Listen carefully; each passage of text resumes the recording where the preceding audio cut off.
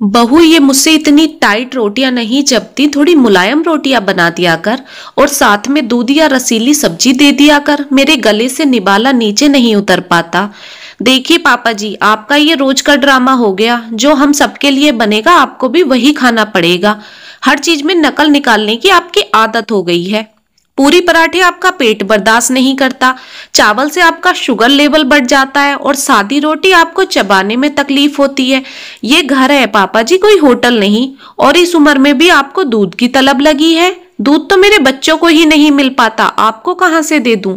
दुर्गेश बाबू की बहू रानी ने उन्हें जरा सी बात पर इतना बड़ा लेक्चर सुना दिया था। दुर्गेश बाबू सर झुकाकर डाइनिंग टेबल पर बैठे रहे और रानी गुस्से में पैर पटकती हुई रसोई में जाकर बर्तन इधर उधर फेंकने लगी। बहू के मुंह से इतना अपमान सहने के बाद दुर्गेश बाबू की भूख मर चुकी थी, इसलिए दुर्गेश बाबू बिना कुछ खाए ही अपने कमरे में चले गए। दुर्गेश बाबू बैंक के मैनेजर पद से सेवानिवृत्त हो चुके थे। अच्छी खासी पेंशन आने के बाद भी बुढ़ापे में 2 वक्त की रोटी के लिए इतना अपमान सहना पड़ रहा था। दुर्गेश बाबू की मित्र मंडली रोज नजदीकी पार्क में लग जाती थी, लेकिन आज दुर्गेश बाबू के पास पार्क में जाने के लिए भी कपड़े नहीं थे। सारे कपड़े मैले कुचले पड़े थे। रानी ने तो मानो दुर्गेश बाबू के कपड़ों को हाथ लगाने की कसम खा ली हो। अपने कपड़े धोने के लिए दुर्गेश बाबू ने जैसे ही मशीन लगाई, रानी गुस्से में बिलबिलाती हुई दौड़ी चली आई। आपका दिमाग खराब है क्या पापा जी? दोपहर में भी 2 घड़ी लेट जाओ तो आपको नए नए सर्कस करने होते हैं। और ये क्या इतना सारा सरफ डाला है 4 कपड़े धुलने के लिए? बर्बाद करके मानेंगे आप तो हमें। अब तो मेरे सर से पानी ऊपर उतर गया, कहाँ जाके मर जाऊं मैं। इस आदमी ने तो मेरा जीना दूभर कर दिया। दुर्गेश बाबू आकर अपने पलंग पर लेट गए। सामने लगी उनकी पत्नी सुमित्रा जी की तस्वीर को देखकर अतीत की यादें ताजा हो गईं।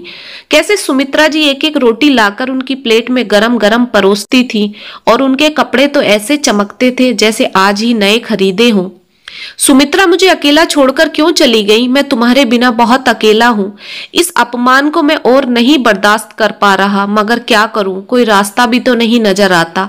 बोलकर दुर्गेश बाबू की आवाज बाहर आई। दुर्गेश बाबू अपनी आंखों को अपने हाथ से दबाकर लेट गए।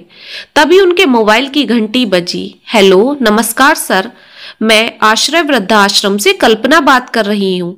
सर, हम सभी वरिष्ठ नागरिकों के लिए एक वर्कशॉप हमारे आश्रम में लगा रहे हैं। अगर आप रुचि रखते हैं तो कल शाम आश्रय वृद्धाश्रम में आ सकते हैं। दुर्गेश बाबू ने सुमित्रा जी की तस्वीर की तरफ देखा, जैसे यह आवाज सुमित्रा जी की ही हो और उन्होंने ही उन्हें बुलाया हो। अगले दिन दुर्गेश बाबू आश्रय वृद्धाश्रम पहुंच गए। वहां जाकर उन्हें बहुत सुकून और शांति मिली। कोई बड़ा छोटा नहीं था, सब एक दूसरे के साथ खुश और मिलनसार थे।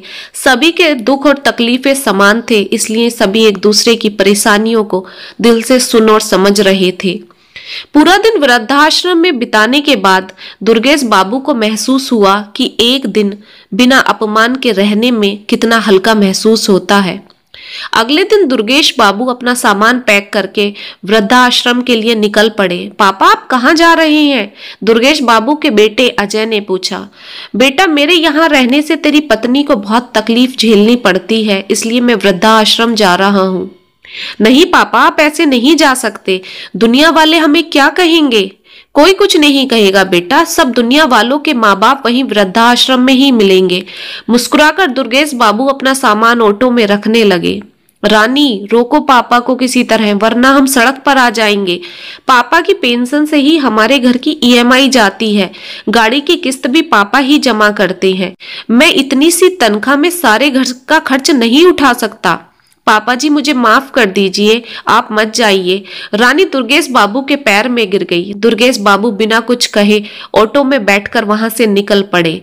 अजय गुस्से भरी निगाहों से अपनी पत्नी रानी को देखता रहा और दुर्गेश बाबू का ऑटो आंखों से ओझल हो गया।